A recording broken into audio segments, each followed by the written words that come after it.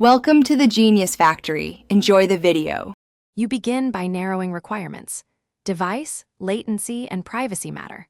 Once decided, choose between a cloud API for quality and scale or a local model for privacy and offline use.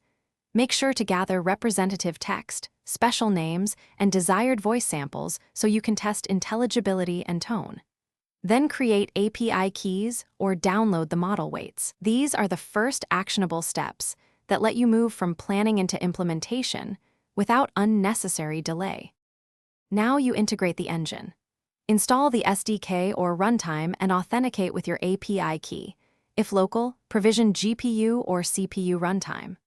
Once done, configure synthesis parameters, sample rate, pitch, and speaking rate, and use SSML or prosody tags to control intonation. Make sure to add preprocessing for punctuation, numbers, and acronyms, plus phonetic hints for tricky names. These steps reduce mispronunciations and let you iterate quickly on voice quality and responsiveness for real use cases. Finish by running end-to-end tests across devices and network conditions so you can confirm quality and latency.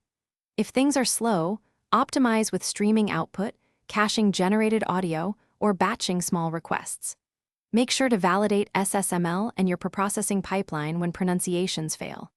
If errors persist, check logs for auth or quota issues, update the lexicon with phonetic entries, and retry after configuration changes. This completes the workflow and gives you one reliable troubleshooting path.